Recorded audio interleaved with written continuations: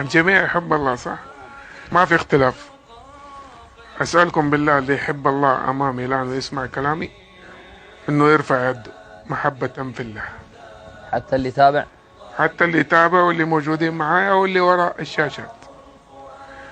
أسألكم بالله ترفع يدك محبة لله.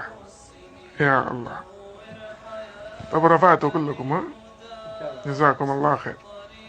الله نظر إليكم الآن ورأى محبته في قلوبكم قبل أيديكم ما ترفع. طب سمعتم شيء؟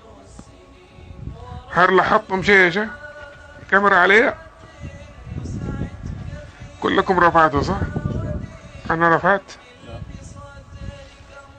أنا اللي سألتكم هل تحبوا الله قلت له أيوة كلكم. أنا ما رفعت. هل أنا ما أحبه؟ طب من اللي منعني؟ الله يرضى عليك.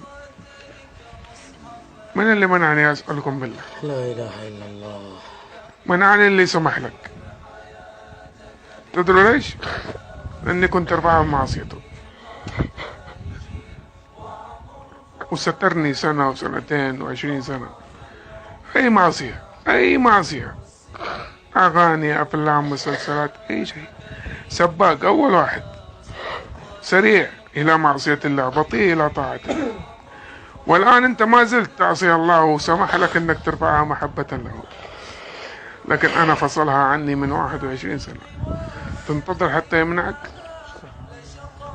ما زلت تعصي الله، ما زلت تمسك الدخان والمخدرات، ما زلت تسوي العادة السرية، وما زلت تنمصي حواجبك، تعصي، توجبي على نفسك لعنة الله، وما زلت وسمح لكم الآن أنكم ترفعوها محبة لله. بس أنا منعني نفسي أغسل عورتي، لي 21 سنة أغسل عورتي. عمرك ما دخلت الحمام وناديت أحد يجي يغسل عورتك أو أنتي؟ أنا إلى الآن 21 سنة يغسل عورتي، وأحتاج أي أحد عندي، أي أحد عندي أحتاج يغسل عورتي إذا وسخت أو جاني. أنا الآن جيت هنا بدون أمي وبدون زوجتي، ولو مشيت بطني اللي معايا هيمشوني وهينظفوني، ولا هضطر أنتظر إلى أن أرجع جدة أو بيتي في المدينة وينظفوني. قطع قلوبكم وأحسن ما تقطع أجسادكم في النار يوم القيامة.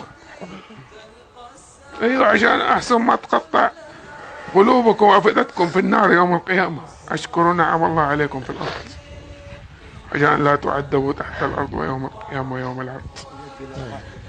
أسأل الله أن يحرمكم على النار. هذه اليد اللي رفعتها محبة في الله هتشهد لك يوم القيامة أنك تحب الله.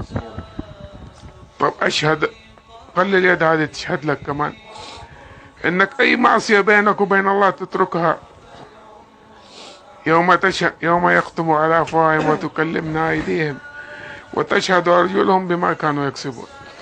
خلي هذه اليد تشهد لك محبة في الله انك تركت الاغاني والافلام والمسلسلات، تركت العادة السرية، تركت التنميص، وتركت التقليب في المواقع الاباحية، ترقيم البنات وايذاء البنات وايذاء الشباب. ندخل على غرف شاتات عرض اجساد بنات لا اله الا الله من ابناء لا اله الا الله. اذكر الله يا اخواني، اشكر نعم الله. اقسم بالله قال الله وان تتولوا ويستبدل قوما غيركم ثم لا يكونوا امثالكم. ما انا الا واعظا لكم بلسان الحال والمقال. سبحانك اللهم وبحمدك، اشهد ان لا اله الا انت، استغفرك واتوب اليك.